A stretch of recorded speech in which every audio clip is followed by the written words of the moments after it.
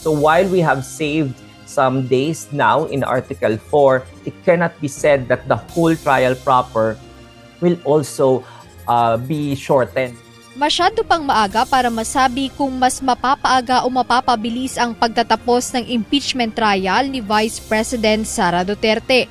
Ayon sa tagapagsalita ng Senate Impeachment Court na si Attorney Reggie Tonggol, bagamat nabawasan na ang mga testigo ng prosecution sa umano'y pagbabanta ng Vice Presidente kina Pangulong Ferdinand Marcos Jr., First Lady Liza Araneta Marcos at dating House Speaker Martin Romualdez, hindi pa rin masasabing iikli ang kabuuang takbo ng paglilitis dahil nakadepende pa rin talaga ito sa takbo ng kaso.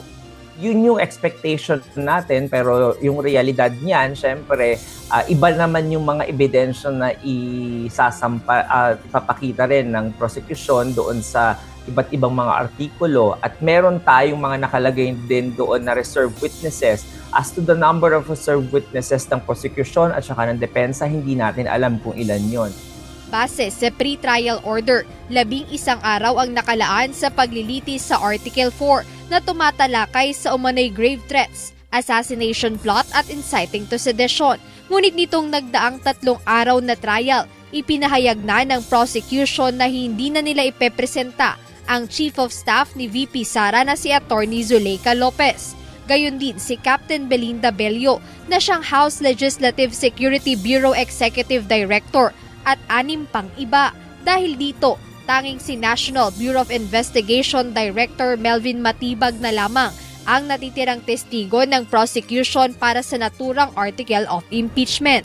Ayon kay Attorney Tonggol, ang mga natipid na araw sa paglilitis ay posibleng magamit pa sa ibang mga testigo o iba pang usapin na diringgin ng korte. Hindi natin alam kung yung mga na-save natin na time for Article 4 ay gugugulin naman ng prosecution para doon sa mga ibang artikulo niya. So malaki-laking bawas yun doon sa number of days na reality na haharapin sana ng impeachment court kung lahat ng mga testigo ay iuupo. So yung ngayon, yung na-save natin na ilang araw can be used for other witnesses, for other articles, or other matters that the court will consider. Katulad na lamang ng oral arguments sa subpoena issuance. Samantala sa ika-7 araw ng paglilitis sa darating na Lunes, July 20, inaasahang pagdedebatihan at pagpasyahan ang hiling na ipasabina ang bank at tax records ni VP Duterte. Ngunit ayon sa impeachment spokesperson, maaari pa umanong magbago ang schedule na ito.